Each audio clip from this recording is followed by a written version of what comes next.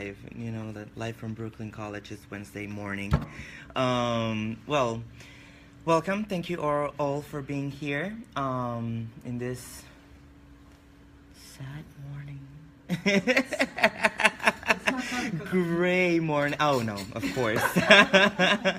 Okay. Why am I inviting people to our class? I know I've told you a lot about this, but I want to give some background to Andrew, you know, about my intentions and my purpose for this class throughout the semester. And the thing is that first of all, the class was titled, the name of the class was Puerto Rican Community Settlement and Diaspora Dispersion. But thanks to the support of this incredible and new colleagues I have here at the Puerto Rican and Latino Studies Department at Brooklyn College, I have had the opportunity to expand it, you know, and to add more of Dominicans, more of Mexicans, also Ecuadorians, Colombians, Peruvians, and Guatemalans. So it is a class that it is very representative of the reality of New York, and not only of New York, but also of the United States, you know, and we are at a perfect moment for that too, to be discussed in a class. Also, because I wanted kind of like more voices of the actual Latino experience, you know, and in the U.S. today, and it's wonderful when those persons are actually working hard to preserve the Latino heritage, as you are doing through the Oral History Project at the Center for Puerto Rican Studies. And talking about expansion and all that, it is very important to include some other communities of Puerto Ricans and some other stories of Puerto Ricans that are not a part of the big academic discourse. Mm-hmm. So that's why I'm trying to expand also that Puerto Rican scope that we have about Puerto Ricans communities in the U.S., you know, considering that this department was primarily created for Puerto Rican studies. And we need to, you know, update what we know about Puerto Ricans. And also it is a way of sharing and telling to the world what we're doing fresh and new here at Brooklyn College at our Department of Puerto Rican and Latino Studies. And on the other hand, a big component of this class is ethnography and oral history.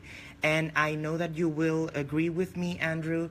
And on Monday, I told them that in order to understand their communities, they have to become and they have to be good listeners. Mm-hmm. They have to listen to their communities because they're all so ingrained in the community that they cannot, you know, establish a distance with what they are living in current times. So, yeah. We have to become better listeners. We have to start listening better because we want people to listen to us, but we are not willing to listen to other people. And we're going to change that. I hope we can change that, that here in our class. And by doing that, they also become the writers of their own communities, you know, like the narrators, the storytellers of their own communities, and that is something very important when you do oral history, when you are an oral historian, and when you are an ethnographer, you know, and we are getting there. I want to take you there so you can feel comfortable storytelling your community and your own experiences in Trump's America. It is very important for that to happen right now. You know, we need good storytellers, and we cannot be afraid of telling the stories that need to be told. Yes, so I think that oral history will kind of like fill up the gaps and silences that the histories and stories of our communities have nowadays. And probably one of the best examples to fill up those gaps is the Puerto Rican community, you know, because we know a lot, but we know so little at the same time. They overtake the whole discourse of Latinidad sometimes, but particularly on the East Coast. Yeah, particularly on the East Coast. But we have to dig in a little bit more as to what does it mean to be a Puerto Rican now, and that's why the title of this first class, that we are starting today with the communities. That's why the title of this class is Foreign Citizens. To get a little bit deeper into the concept of second-class citizenship and what does that mean here in the United States, and what does it mean to be a second-class Puerto Rican citizen, So without further ado, I'm going to introduce you to Andrew Viñales. He's going to be our speaker for the day, our invited speaker. Andrew Viñales received his graduate degree from the Oral History Master of Arts program at Columbia University. I think it is one of the only programs it is the only program oriented to oral history. So it is very good that we have an expert. Where he conducted oral history interviews with his religious family of the Lukumi tradition to create an audio documentary titled "There's More to This Tradition Than What You See in This Basement." Andrew identifies as a queer Afro-Puerto Rican and Dominican and hopes to uplift the voices of folks he identifies with as an oral historian. He is currently the Oral History Project Coordinator for the Center for Puerto Rican Studies at Hunter College, and I'm going to leave it at that. And you are completely responsible for these crazy people today. Okay, great. Good morning, everybody, and thank you for allowing me to be in this space and share this space with you all. I know you were talking about the importance of oral history, ethnography, and being able to narrate our own histories, particularly in the age of Trump.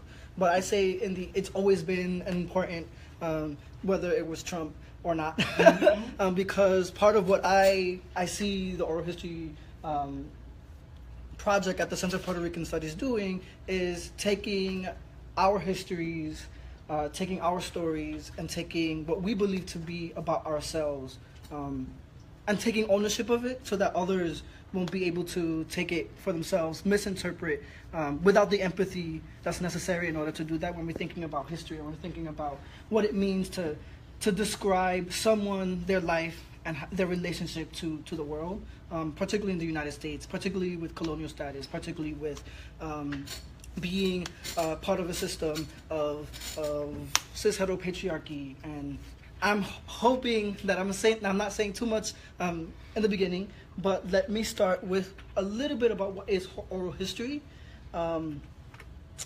So oral history is a field of study and a method of gathering, preserving, and interpreting the voices and memories of people, communities, and participants in past events.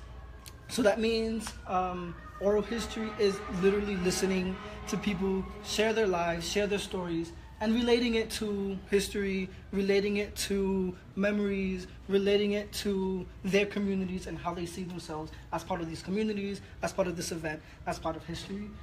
In the oral history world, we believe that people are active agents in history. We live through history, and all of us are characters actively living and participating in that world.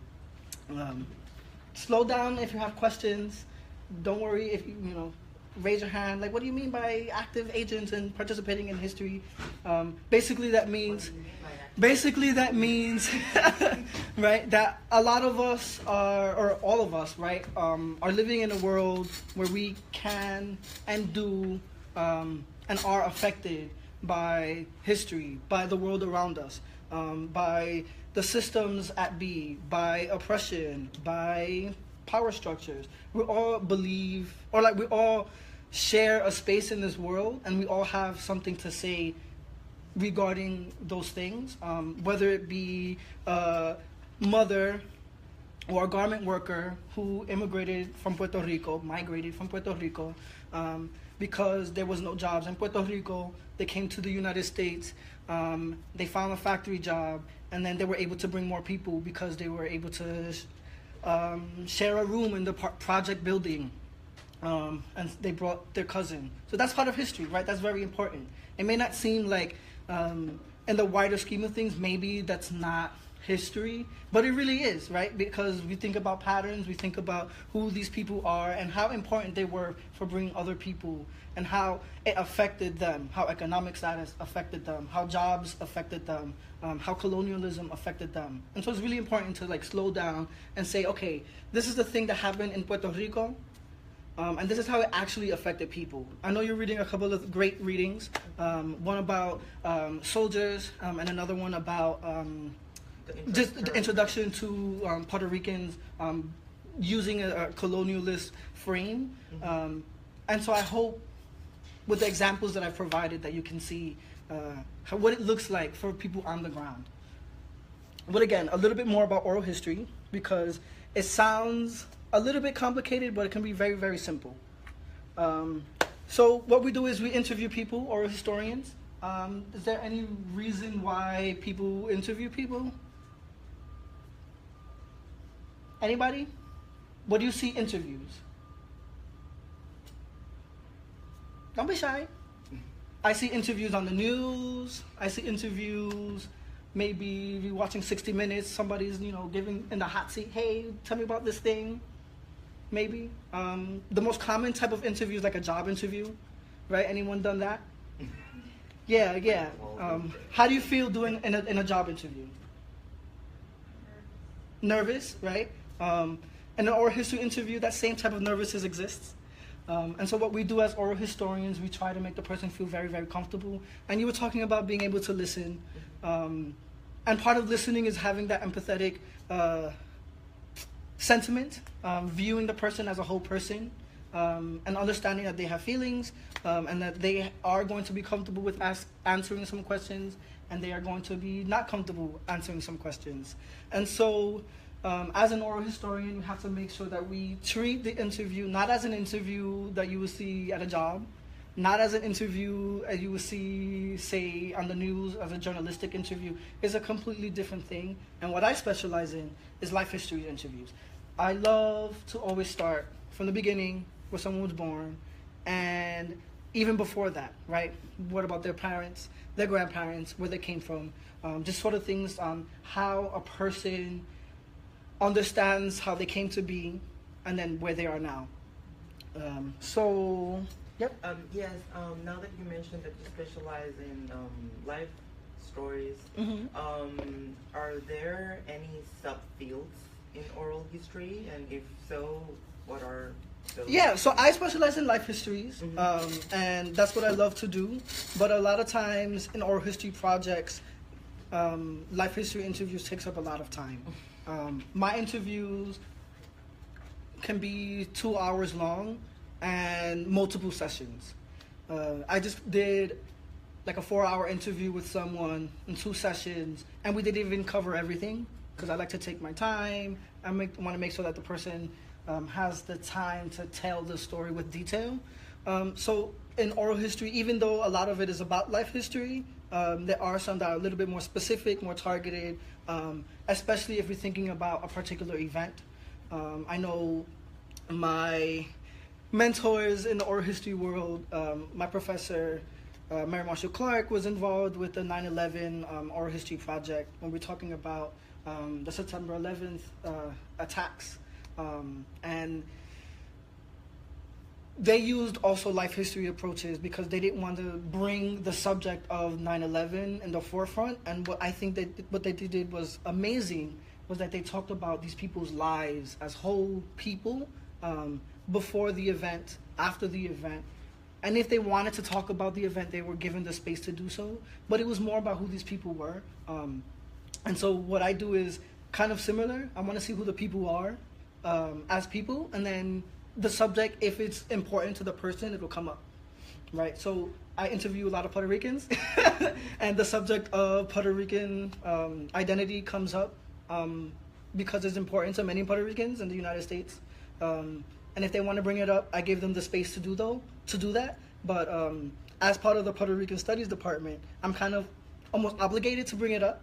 But because we're trying to relate it to the Puerto Rican experience, but sometimes people don't see themselves as that until they start talking about their lives, So I usually bring it up later in the interview. And you'll see an example of that later. If you guys are willing and able, I have an activity that I think will be kind of fun. Take about 5 to 10 minutes. How many of you are here? 1, 2, 3, 4, 5, 6, 7. Okay, there's plenty of us.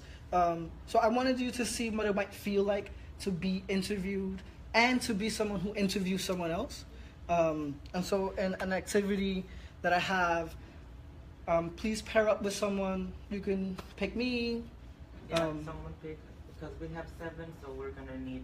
Yeah, I can go in and so just pick someone, and then what you're going to do is one person is going to be the narrator, the person telling the story, and the other person is going to be the interviewer, the oral historian. Melissa, do you want to go with him? You're going, okay, perfect. Okay, and so there are rules. The first rule is to let the narrator speak if you are the interviewer. If you are the interviewer, the oral historian, you let the person speak. It's a very, very interesting exercise. You're going to learn how difficult it might be. That means you ask them one question and then don't say anything. Right? This is just an exercise. Take about, I don't know how much time we have. Yeah, take about 2 minutes. 2 minutes, okay? So I'll be with you. Find somebody. Let's do this. Ask them any question, because we only have 1 minute, but make it about their lives, right? About their lives. It's okay. I'm going to be the oral historian. So, what's your name? Hi, Melissa. Can you please tell me where you were born and a little bit about your Rafael Maya, this is at Brooklyn College, the Department of Puerto Rican and Latino Studies. I invited Andrew Viñales, who's the coordinator of the Oral History Project at the Center for Puerto Rican Studies. Now they are doing an exercise of interviewing people, interviewing each other and understanding what does it mean to do, to conduct an interview as a oral historian.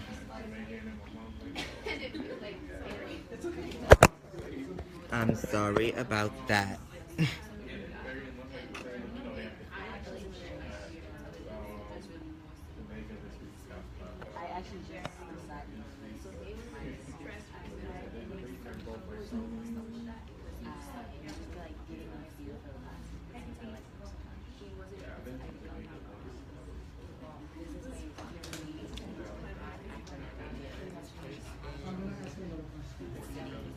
Can you tell me, how old were you when you moved to the United States? 12 years old. So you went to school, right? Can you tell me about school in Santiago?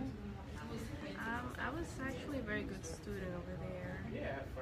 I went to private school, and I was very involved in my school.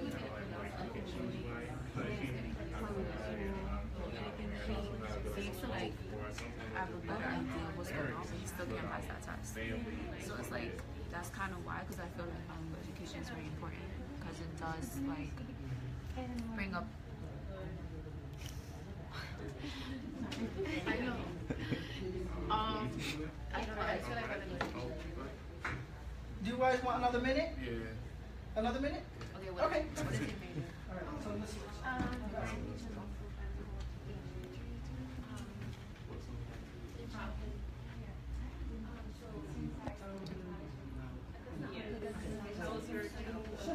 I was born in the Bronx. I had Dominican and Puerto Rican. My dad was born in the Bronx. His mom was Puerto Rican. My mom was Dominican. So they're still doing their interviews to understand what an oral historian does, and after that he will continue with his presentation.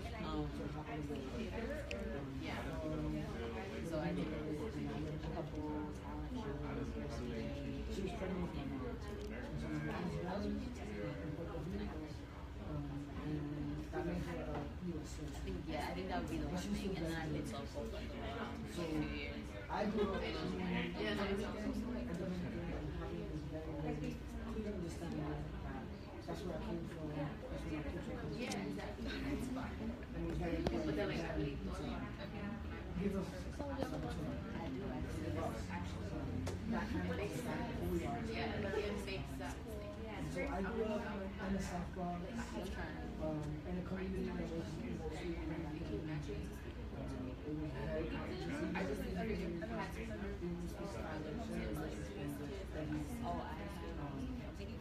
but at the same time, it was very poor. We lived in a basement apartment. I remember, I think it was my twin brother and myself, and my mom and dad was but I grew up. It's like their side. With them going to college, they were both teenagers. I don't know. I always wanted gender classes. It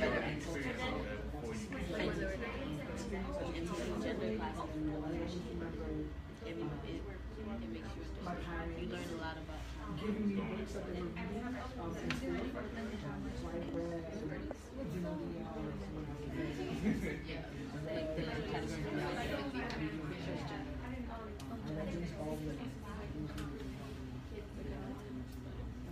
when I was very young, right now, as far as gender existence, any college student can be this with kids, even though I was like 12 or 10. Thank you. I've had practice. All right, everybody, I want to get back into it. I'm so sorry to interrupt. And we I are hope that was back. fun. Hi, everybody watching. I hope that was fun. So we did an exercise on interviewing each other, listening to each other. Hopefully we did a good job. How did we feel about that? Raise your hand if you were the narrator, the person telling your story, the person answering the question. Raise your hand. 1, 2. Okay, perfect. Okay, yeah, great. How did that feel? wait, the narrator? The narrator, the person telling the story, the person answering the question.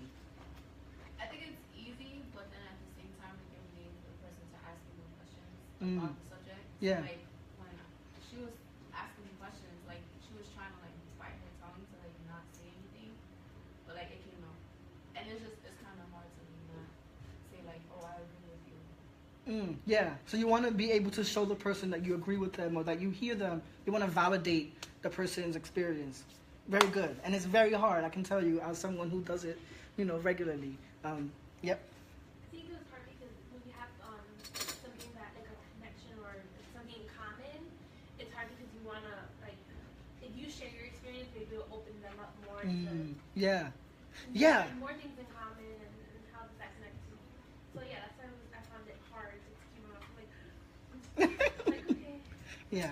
Well, I'm going to tell you that not all oral historians practice the same. Sometimes when I do my interviews, I share a little bit, especially like you said, it might get the person to share more, to feel more comfortable. So that's great. How about the people who were the interviewers, the person who was asking the questions? How did you think? What did you think?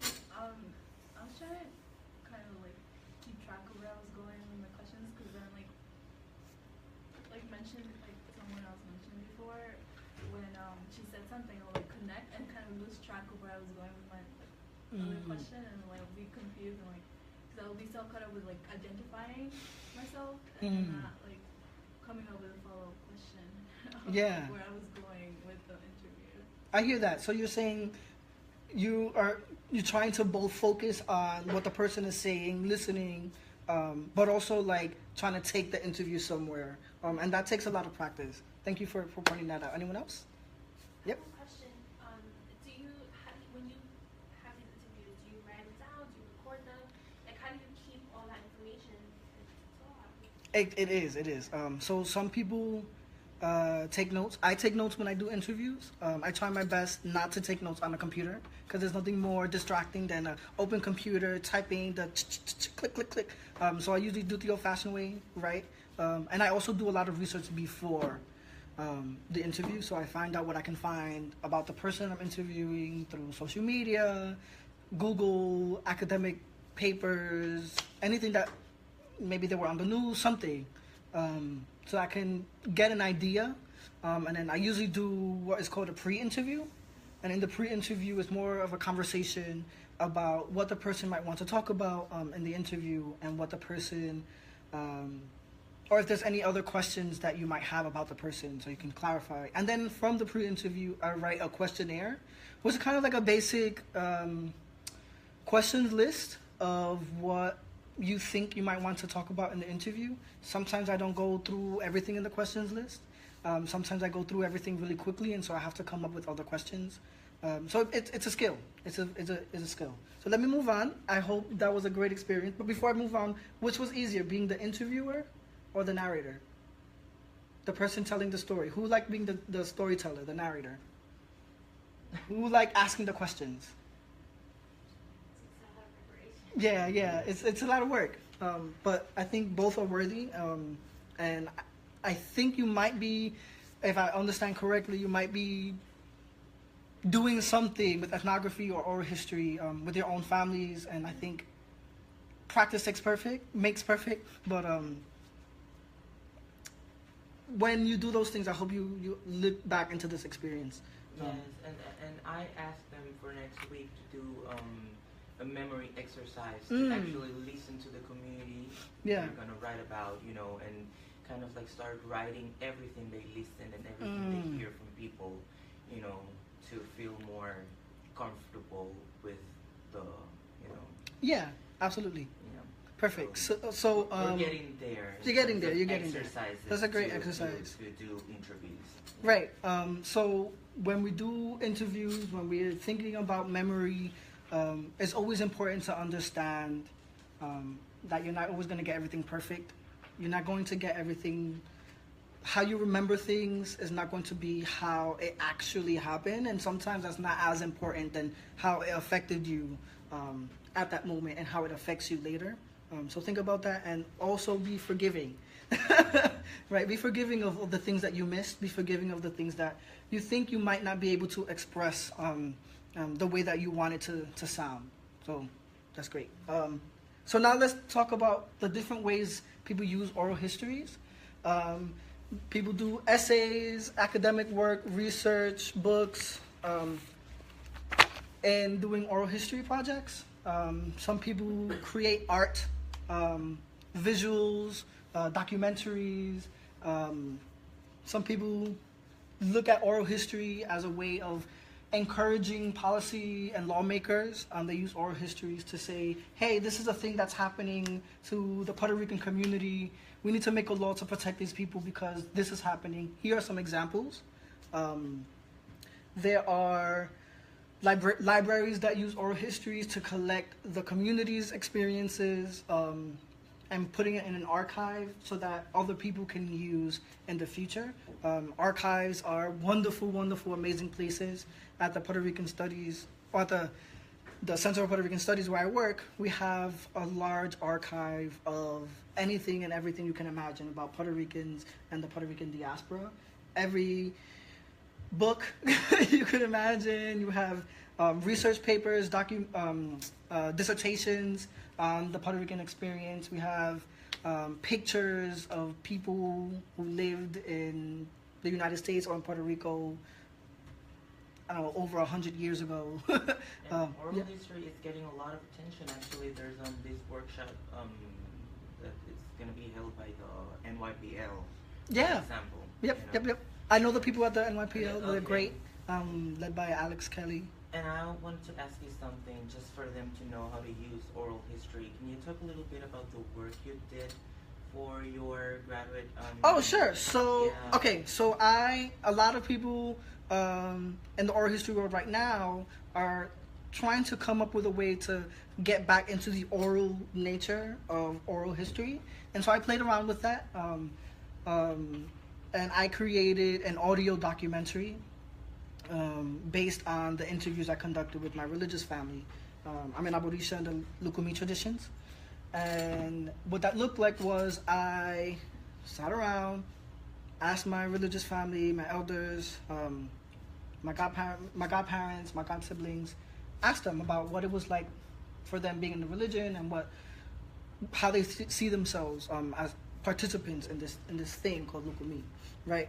And then I took the interviews, and then I did some audio editing. I used music, I used narration. I spoke over it, and I used the interviews to kind of bring those together. If you'd like, I can probably find an example of something that I did.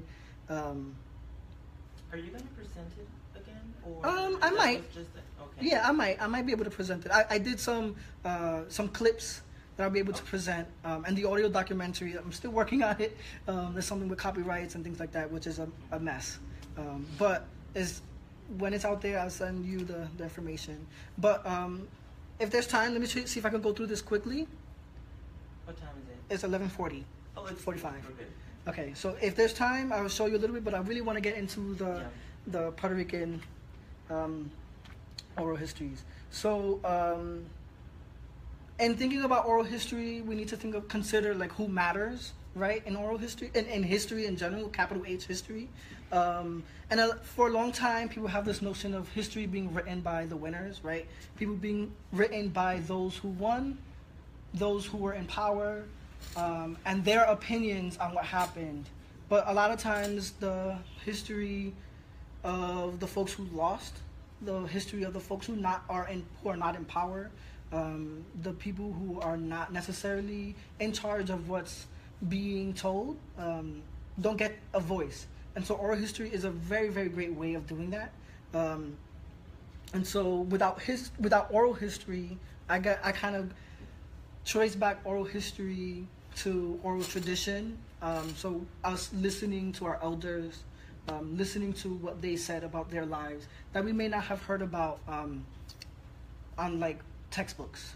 But in the United States, they have the WPA, and they did this great project where they interviewed formerly enslaved folks, and they were able to tell their lives and what it was like being enslaved people in the United States, and kind of was a document of what that experience was like. Another thing is, without oral history, it would be hard to analyze queer history, right? Because these topics aren't necessarily spoken about or haven't been spoken about prior to the 1960s. And so there were people who were queer, LGBT, before 1960s. So we listen to their stories, and we listen to how they experience history and events. And so that's why oral history is really important. And when we're thinking about the Puerto Rican experience, there have been people who have studied Puerto Ricans, but not necessarily in a way that was deemed like respectful. I don't know if you're going to be getting into Oscar Lewis's paper, the culture of poverty type of thing. I'm going to mention it. Yeah. So essentially, there was this person who did kind of like an ethnographic study on this Puerto Rican family, and their conclusion was like, you put Puerto Ricans anywhere, the culture of poverty still exists, but they didn't do a good job at contextualizing what it means to be a colonized citizen. They didn't do a good job at contextualizing what it might mean to be thrust from one place, put into another, without any type of support from the government, without any type of support in terms of economic support, without anything like that. And so what happened with the Center of Puerto Rican Studies is that they thought that this was something that we needed to change, right? We, as people who are educated Puerto Ricans, have a responsibility to tell our stories and be empathetic to our lives and reimagine what success for Puerto Rican people look like.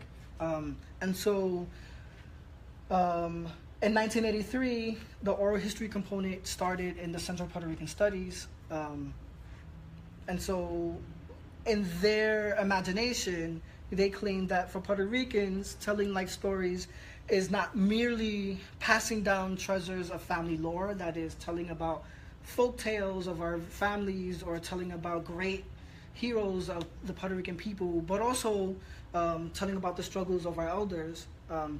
They have a strategic immediate value, giving historical perspective to current struggles. So that is someone who is Puerto Rican, who understands that their parents worked really hard,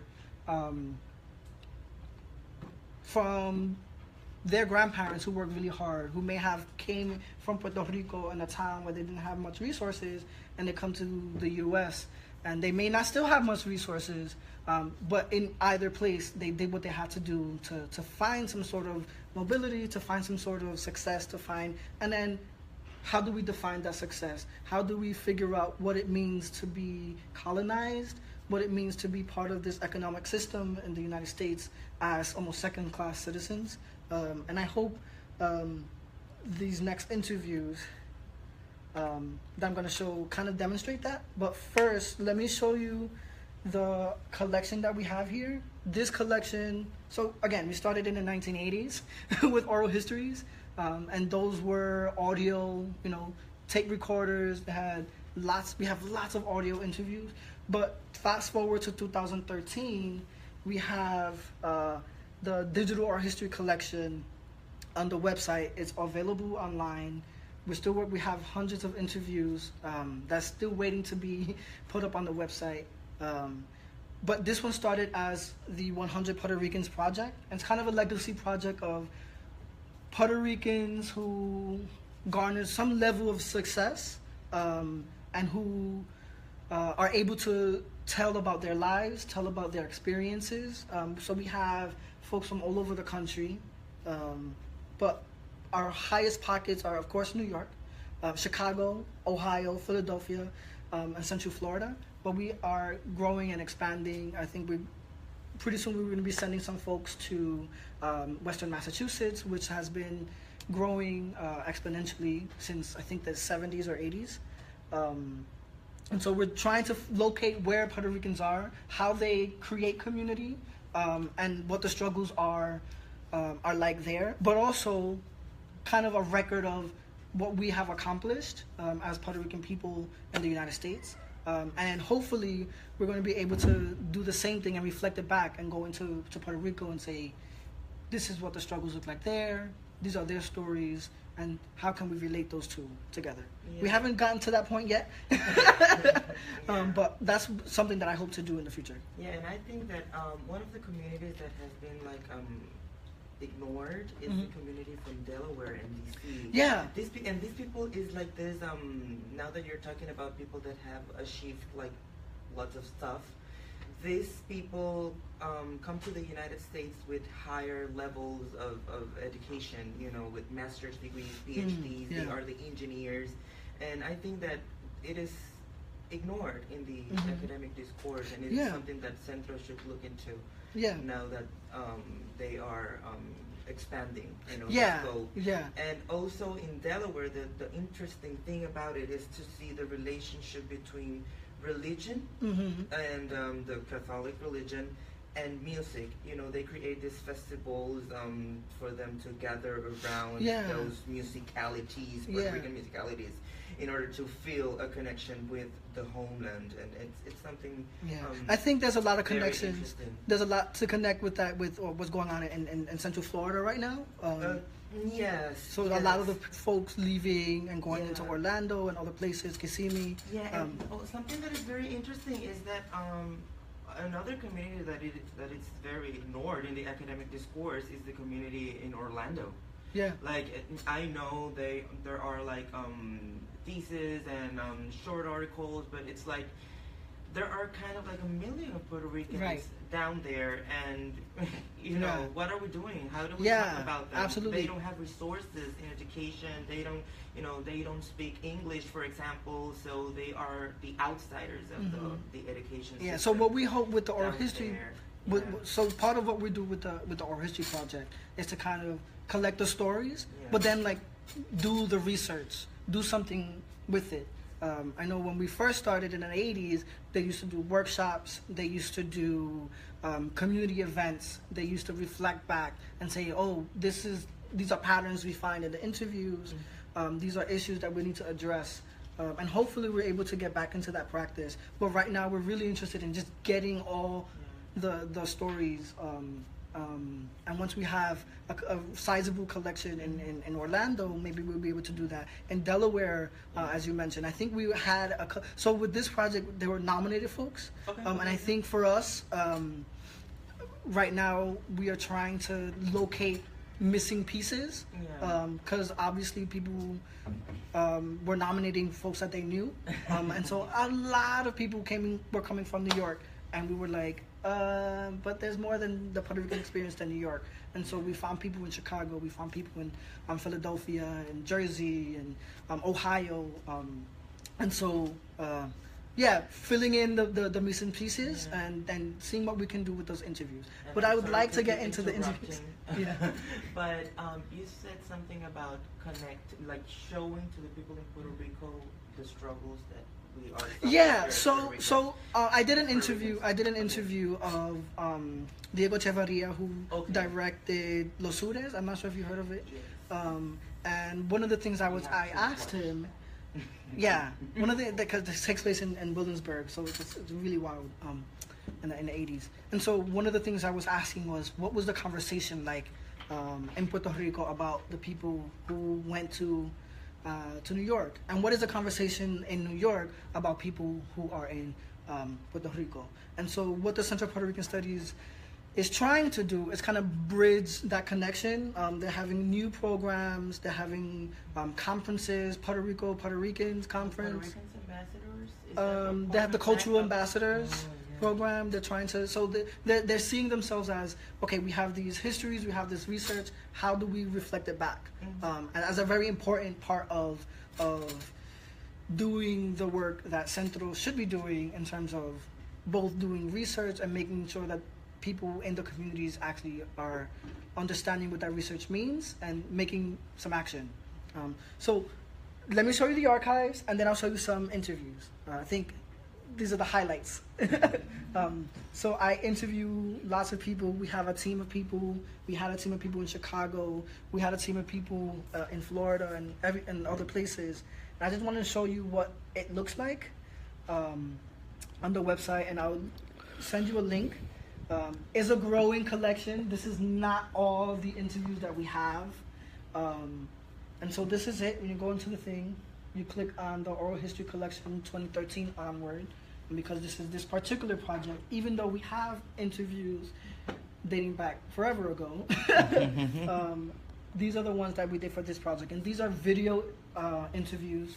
And some of them we used for documentaries that we're trying to make, or other profile pieces. And so we have this number of people that we interviewed. But I'm going to pick a couple of my favorites and some that I think might relate to who and what you're researching and studying. So the first one I want to show you is Gabriel Haslett Vieira. He's a professor. He was a professor. He retired, although he's still doing lots of work. I interviewed him a couple of weeks ago, and I thought he did a great job at contextualizing Puerto Ricanness. But in this part of the interview, I wanted to show you what it looks like when we start the interview. And then the interviews are available online. If you're interested, you can look at them at your own time. So this is Gabriel. I hope we have audio. Yeah, we do. I hope it's working. Oh, should I allow? Yeah, allow once. I think you. Yeah.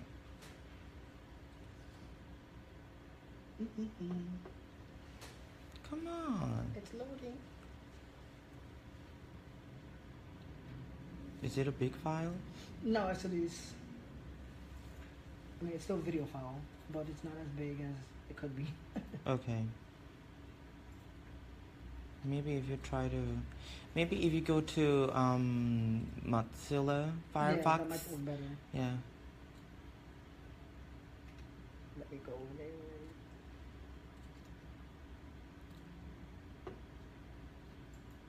Yeah, there he is. There he is. Hello, this is Andrew Viñales from the Center of Puerto Rican Studies Oral History Project.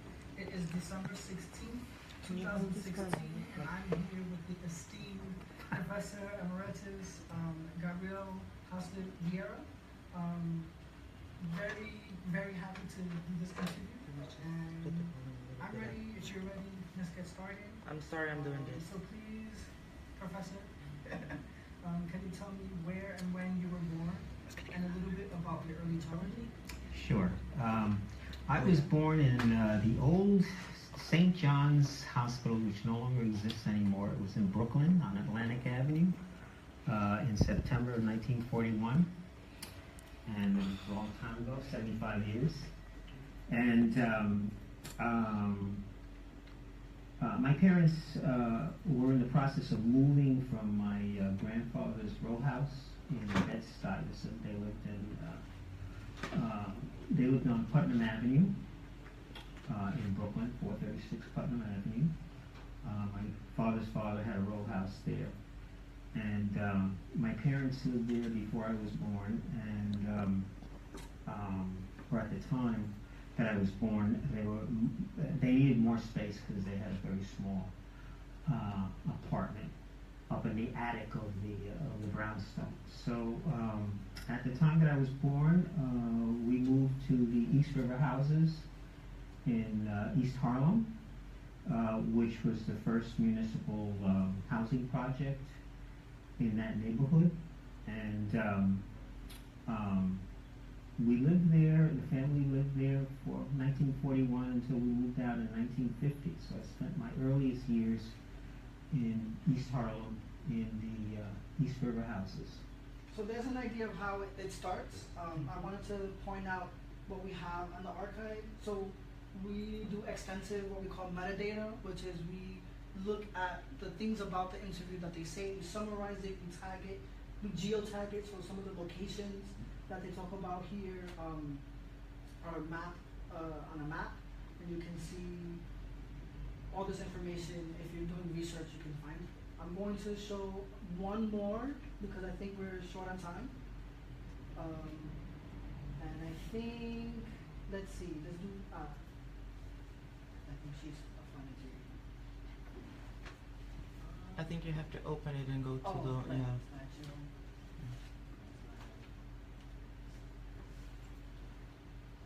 And do the same thing again, yeah.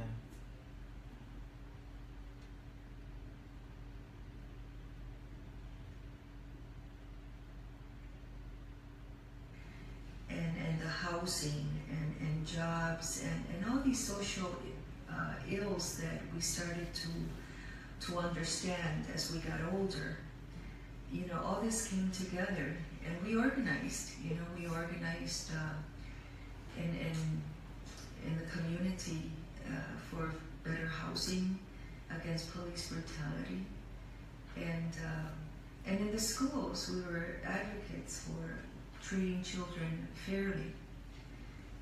And I think all of this, contributed to my wanting to study bilingual bicultural education in 1972.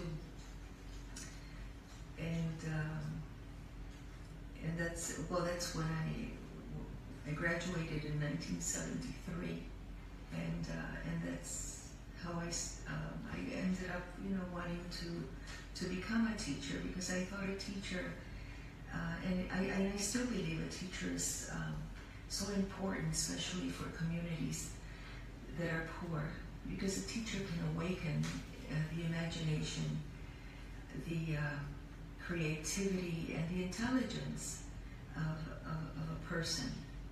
And in our case, a teacher can present options and role models and ideas that keep us from internalizing those negative stereotypes that are so harmful. And so I've been, and that's what I did. I organized my own school. I wanted to have a school that was student-centered, that was bilingual, based on some of the prevailing practices. Here's that. She, Ada Lopez, is based in Chicago, and she goes on to having an illustrious career in education, on government level, and very important. And she started her career as an estudiante, someone who learned to be a community organizer in this late 60s, early 70s, as you heard, and kind of how it affected the community in Chicago.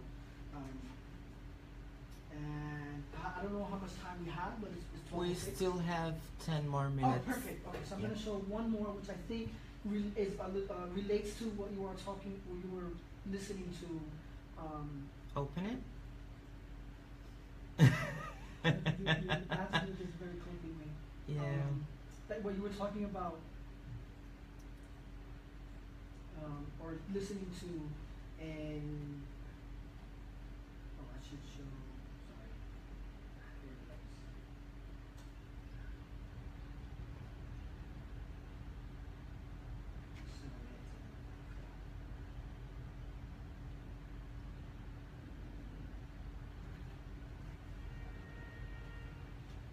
I think you will have to copy and paste it again. Yeah. So you were listening or reading something about soldiers, and he's a veteran. Gabriel Haseviero is also a veteran. Mm-hmm. This person became a painter, and I wanted to show you his experience, kind of seeing himself as Puerto Rican and what it might mean for him versus other Puerto Ricans, particularly in the South. Yeah. In the Army. I was 18 years old, and in the Army. He was drafted. Okay. He wasn't volunteer, like today. So I was drafted into the Army. I took basic training in Fort Dix, New Jersey, and then from basic training, I went to advanced basic training in Fort Knox, Kentucky. This was back in 1956. So I remember that camp in Kentucky was Fort Knox, Kentucky, and that was the armored division of the Army, mainly tanks. So when I was going into basic training at Fort Knox, Elvis Presley was he had finished basic training, and he was transferred to Germany. So then right after basic training in Fort Knox, Kentucky, I was transferred permanently to Fort Rucker, Alabama. Fort Rucker, Alabama was an air helicopter school, but I didn't qualify for helicopter school because that was for commissioned officers. So what I did was administrative work for the 2 years.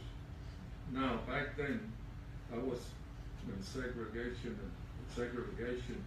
was still intact in Alabama or in the South. So we had recruits coming to Puerto Rico, and when we would go on leave to the nearest town, if you were, like the saying goes, if you're white, you're all right. If you're brown, stick around. If you're black, stand by. So back then they didn't have, blacks were not allowed to eat at the counters with white. The bus terminal and train terminals were segregated. I mean, one section of the terminals, the bus terminal or the train was one side for the whites only and the other one was black. Now we had a problem because we had Puerto Ricans that are dark in color coming to do being stationed there. But okay, I had no problem because I was accepted as white. But these Puerto Ricans that were heavily dark or black, they weren't allowed to participate or mixed with the with our crowd. Okay. I just want to show that for interesting reasons. And so, yeah. we're gonna dig in into Afro-Puerto Ricanness here in this Perfect. class. So Perfect. yeah, it's gonna be really good. So and this Can you turn on the lights, Lisa, please?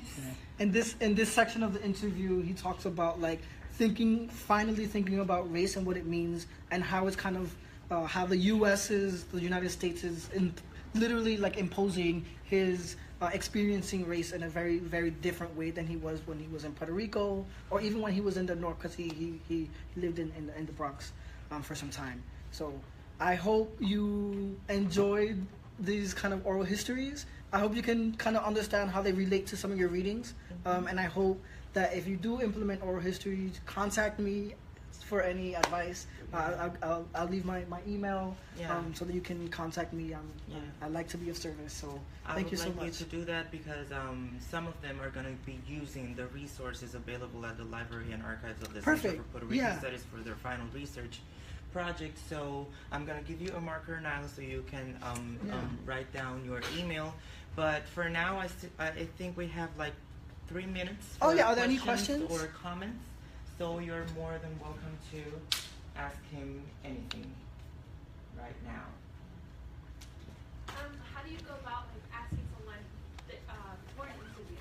Like, let's say you're like you're walking around and you want to interview the people in your neighborhood. How do you walk up to them and let them say, "Hey, you know"? Yeah. So